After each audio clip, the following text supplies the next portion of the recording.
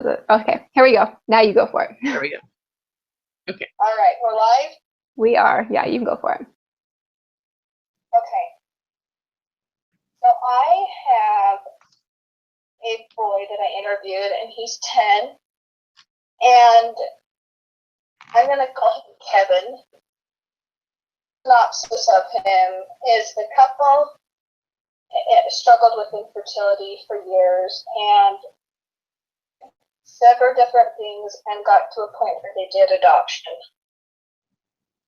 And this happened a lot quicker than they expected. And the adoption agency didn't know much about the medical history, but go ahead forward with the adoption process. And so this child named Kevin was their first and only child. And he was diagnosed with autism at the age of 3. And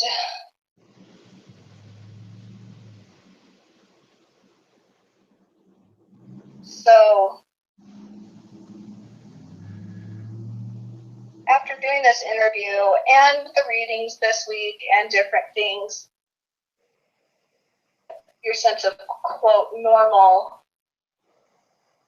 is there's guidelines whenever you go in for an appointment for your kids and they get their immunizations and all that fun stuff. And at the end, does either one of your pediatricians give you a printout of reading at this age, what to expect? Yeah, they do. And I think that that's a good guideline for what is generally typical.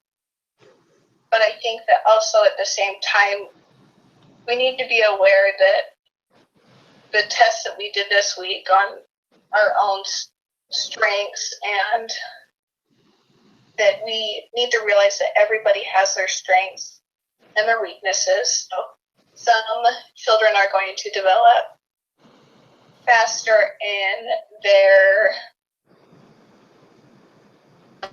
walking, and others are going to develop faster in talking. And so I think that it's good to have an over general guideline, but I don't think that, obviously, because everybody is different. And the parents were not the last to know. I would say they were the second to know. When he was in preschool, the teacher said that he wasn't making transitions well. Mm-hmm. And so she suggested a program to go and look into. And so they got tested through that, and the conclusion was that he exhibited signs, repetitiveness, behaviorally he was off a little bit. He wouldn't follow his finger. And so they referred them to a behavioralist. And they did several evaluations there at the Colorado University in Denver. Uh-huh. And they came to conclude that they believed he was autistic. Excuse me. They were then referred to a lady who could help with Kevin. I'm sorry, the allergies here are killing me. That's okay. I gotta get a drink of water real quick. Go for it.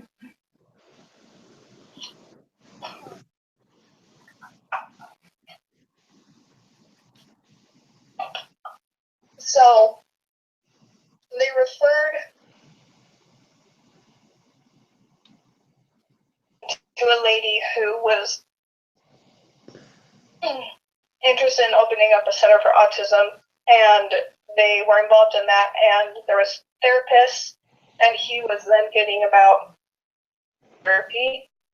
So he wasn't the first to know, but I would say kind of. Mm-hmm. They were very aware about what was going on. Right. I would say the parents were very receptive, and they were very on the ball, and she believes that if he wasn't in therapy that young, that he wouldn't today. Mm-hmm. And she was saying that at the beginning, yeah, it was very hard for them. It was their only child. And that's not what they envisioned their life would be. They live a very, also more nights than they stay in. You know, they go out to dinner with their friends, and they go to a concert, or they go to a game, or so that was very tricky to get used to, having a child with autism and that. So I would say that that was very hard for them for several years, in and out of hospital, and with the meds not working, taking them off all the medications, and then reintroducing one medication at a time and trying to find what works. And about 1 year ago, they finally found a medication that worked, and this has been the best year and a half of their life, Kevin's life, because there's finally something that's working. Great. So I think I answered all my questions. You did. Good job. Sounds like a good interview. Well, thank you for sharing that. Was. Yeah. Okay, so for my interview, there was a lady who has a special needs boy. He also has autism, but I was going to interview her, and it ended up not working out for her. So I ended up interviewing a mother who has 8 children and can actually have special needs. So I have a little bit, my interview is a little bit different from the questions we could ask. So she has 8 children, and they ranged, lots of her children are grown up, but she does have 2 who are 6 and 11, have been diagnosed with special needs, but she has had one of her children when he was in 1st grade. Well, when he was younger than that even, he had lots of problems with speech, and the doctors just said that he would grow out of it, and that it. Then when he was like 6, 7 years old, it was clear he wasn't really growing out of it. And so they ended up putting him in speech therapy for 2 years, and he ended up being able to work past that. So that was pretty much her only experience with any kind of like that firsthand. We talked about her other children and how they walked and talked and potty trained, and she said her first 2 children were very early. They were walking and talking like by 7, 8 months, like so pretty early. And they also subsequently were in more gifted programs at school, higher level reading groups and things like that. But the rest of her children, she said, walking at relatively what we call normal ages, like 12 months in there. And she said the same thing about potty training, time with their youngest child, and they were concerned with that for a while because most of their kids had been potty trained by the time they were 3, but he was almost 5 and still not quite getting it. So that was something they struggled with for a little while, but then they were able to do that. We talked a lot about her special need children and parents in her ward, and how she kind of felt about that, and kind of some of her experiences. So she had quite a few to share, so I'll just one of them was she had a close friend, and she had a daughter who was diagnosed with autism. Let's see. So this girl, from the time she was little, she'd have very intense outbursts and fits at church and just anywhere that they went with her. And so one of the questions was like, how did that make the person feel, I think. And so the lady I interviewed, she said that it made her feel pretty uncomfortable. She hadn't had a lot of interactions with children with special needs, and so she wasn't quite sure how to act or what to say. She wanted to be supportive, but she didn't want to say anything that might, I don't know, make it worse or be insensitive. And so that she kind of had a hard time with that. And another one she shared was there was a boy in her class at church who he was born without any legs, and so he would normally wear prosthetics, but one day at church on Sunday he didn't want to wear them, and so he didn't. And the children in primary were like really upset by this. And then my mom, the boy's mom, was was really upset that basically, and so she went and talked to this lady that I interviewed about it, and she again was kind of not sure what to say or do. She just kind of tried to assure her that son, and they hadn't seen this before and things like that. So I think that it can be hard for people when they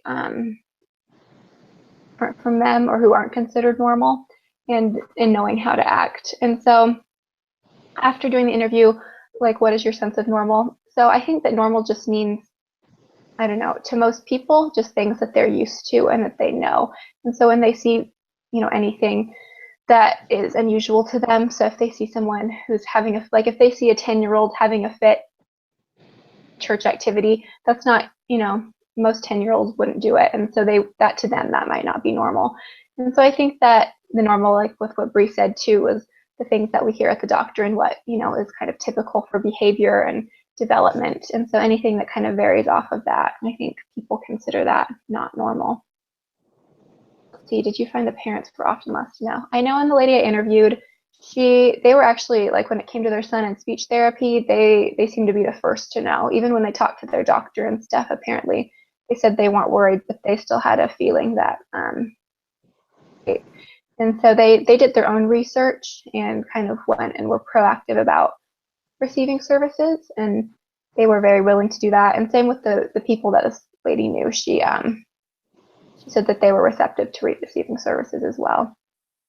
So, and they're I mean, obviously, if your child was born with any kind of physical, would recognize right away. But I think that the other parents too, they knew pretty early on. Interesting, just like in Bree's situation, the girl who had autism, she was adopted too, and so parents kind of struggled with, but then adapted to it pretty well. And she said that anytime that little girl would some stuff, that the mother was very patient with her, and she was very impressed. So did you get a sense that parents were uncomfortable? Yes, the parents that she knew and talked to, she said that one of them, with the little boy, that she was uncomfortable and had like a sense of, I don't know, denial maybe about what her son's disability meant to everybody else and him as well. But in the other circumstance with the lady with the daughter with autism, that she had come to accept it, and they had therapists that they saw regularly and were really working through that. So I think that it's very how people deal with their children with special needs. I mean, there's some people are in denial about it and have a hard time accepting, that their children are different, and then other people are very aware of it and try hard, I think, to help their children. And I know some people try hard to make people, and some people, I'm not saying that's necessarily a good or bad thing, but I've noticed, and even in my own experiences, that some people more on helping their child fit in, and then other people focus more on making people feel comfortable around their child, if that makes sense. What I gained. It makes a lot of sense. Yeah. So that's what I gained from my interview with her. It was interesting. To say that it's individual for everybody, because it is such an individual thing. Mm-hmm. So differently.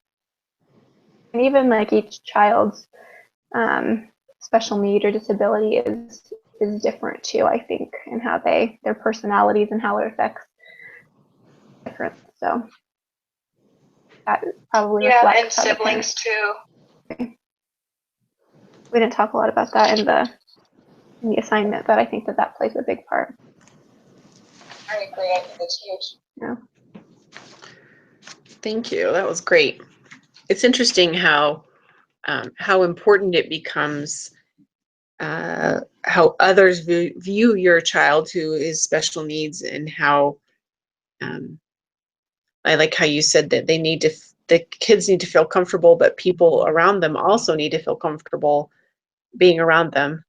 And so you're like kind of playing this both sides. How can I make my kid comfortable, and how can I make these people comfortable with this situation? That's gotta be really hard, when we don't fit into those social norms. That's got to be tricky as a parent to try and manage that.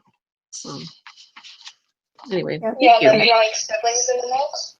Mm-hmm. Yeah. Everybody Yeah. all the time. And a lot of siblings too. If there was 8 kids, was that the family that had 8 kids, or was that a different family? The woman I interviewed, they had 8 children, but they didn't have anybody Autism. with special needs in Oh, their family. Right. okay. Okay. Let me see. Okay. Yeah. So, can you hear me okay? Yeah. Can you hear okay, Amberly? Okay, great. Yep. Awesome. Okay. So I interviewed a friend of mine and her son, who is 6. He's just going to turn 6 this week. Brody is a kind of a different kid. He was not diagnosed with any sort of disability or special needs. However, when he was a baby,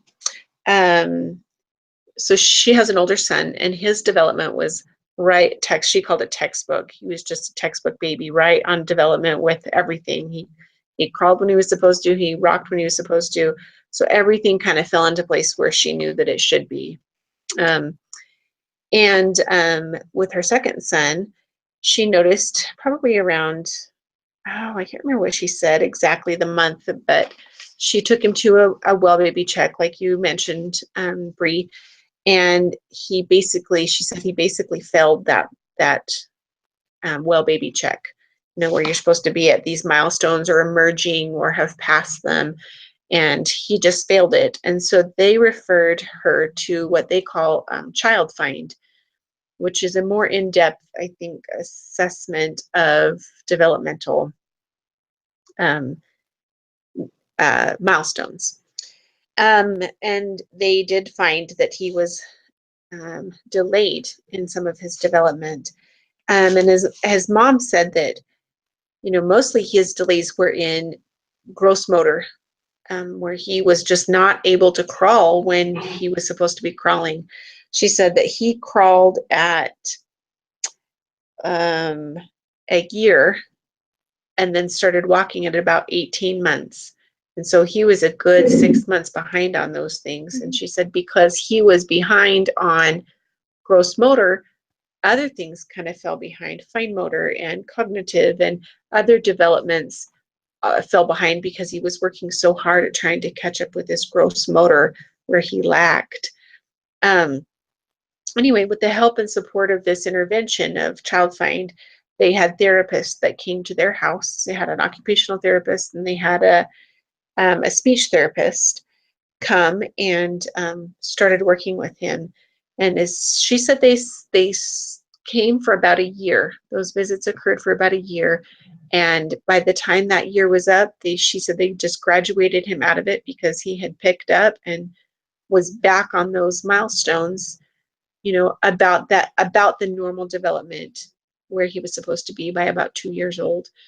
And so it was great to see that there was a delay, that they were able to catch really early and quickly and get him the intervention and help that he needed that strengthened those muscles, which gave him more confidence, and he was able to start crawling. Then he was able to start talking more, and those other things just developmentally came very quickly, even without intervention, because he got caught up with the gross motor skills.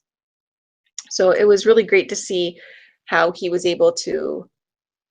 were able to catch it and then fix it or help it along.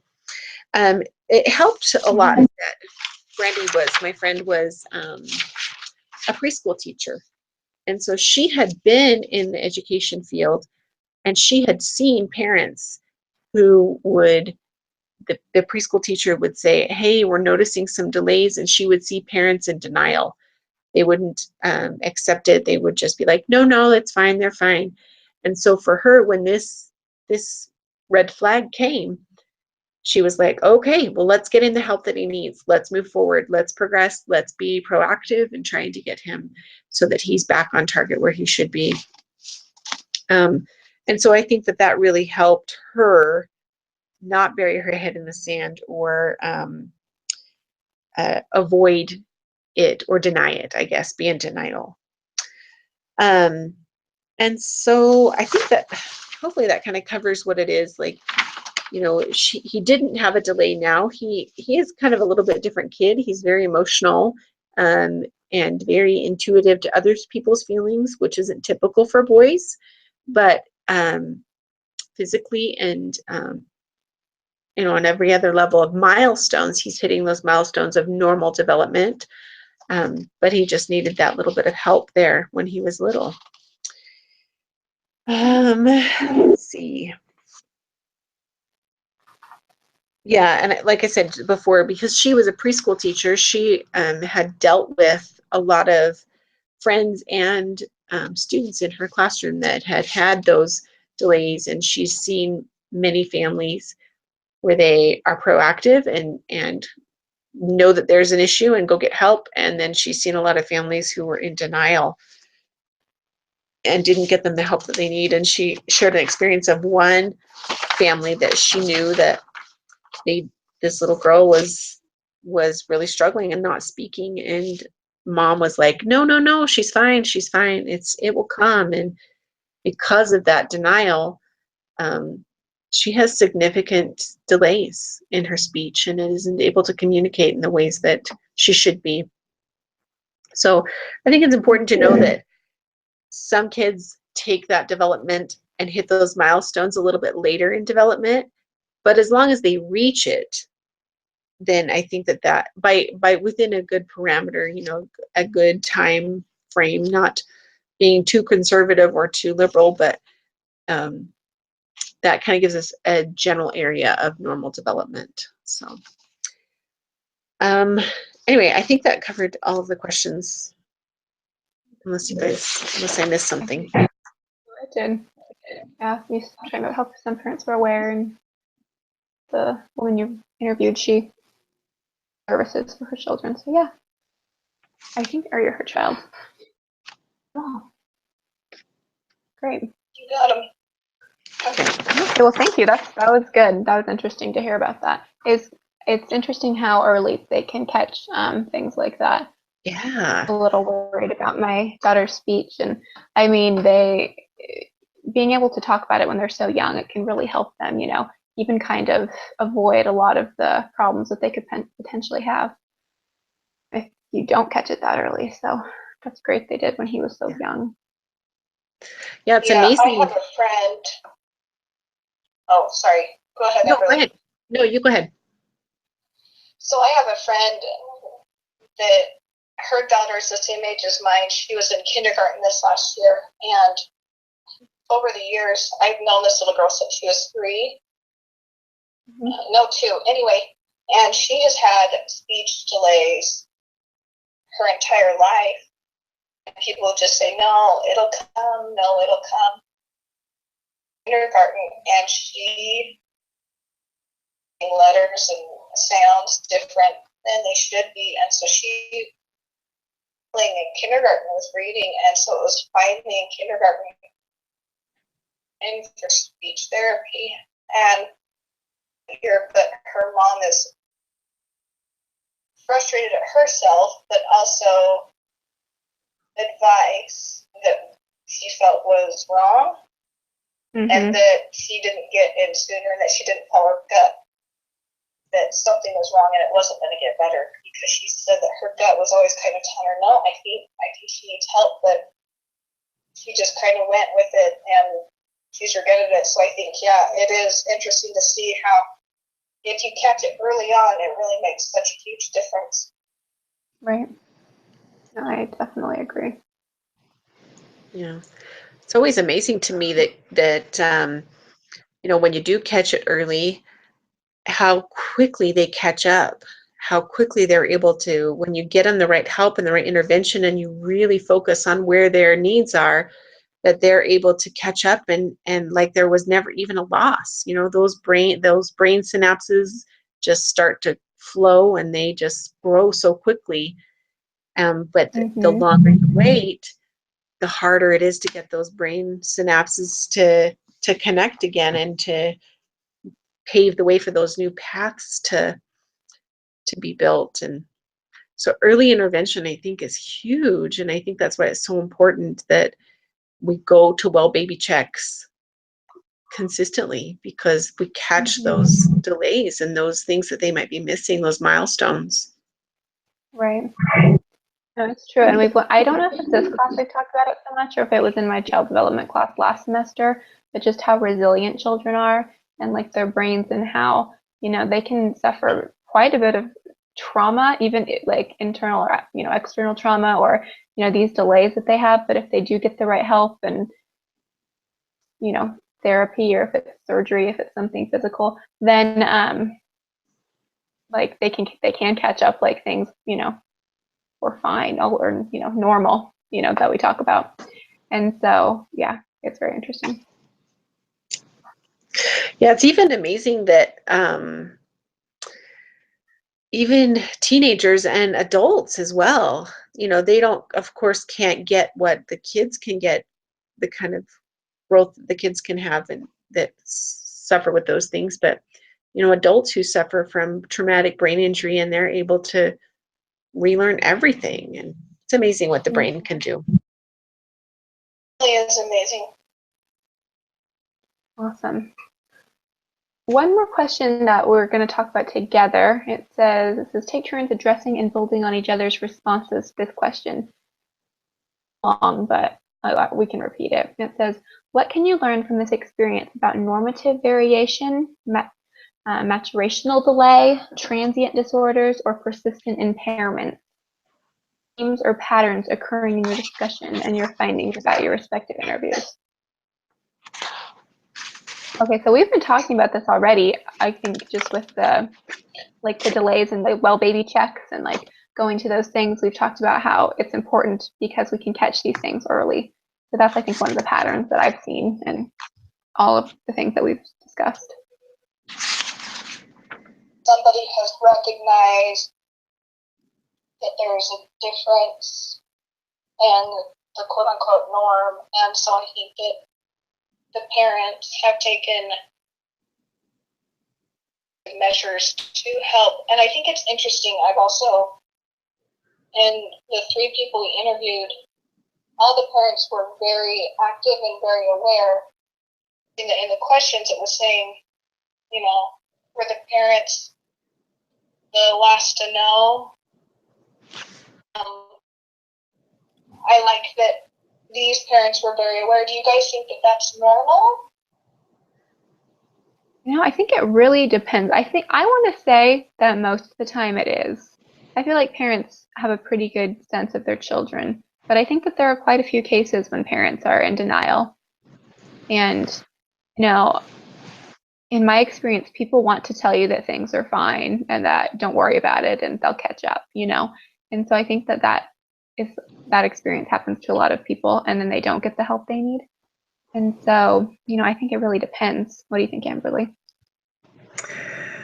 Yeah, I don't know. I was thinking a lot about that. I think that, unfortunately, social class has a lot to do with that, and the education of the parents a lot of times. If a parent is undereducated or inexperienced or lives in poverty, I think oftentimes those parents don't really know, or maybe they don't go to the frequent baby checks that they should. They don't keep up on their immunizations or their doctor visits. And so then they are missing out on those things, or they're like, oh, the kid's fine. He doesn't need to go to the doctor, or he'll catch up. I think a lot of times poverty and socioeconomics has a lot to do with when that occurs and when people bury their head in the sand. But then I also look at like what my friend was telling me. She worked at a preschool that was a tuition-based preschool, and it was expensive. It was an expensive preschool, and so you knew the families that went there had money, and typically when they have money, they have education to back that behind.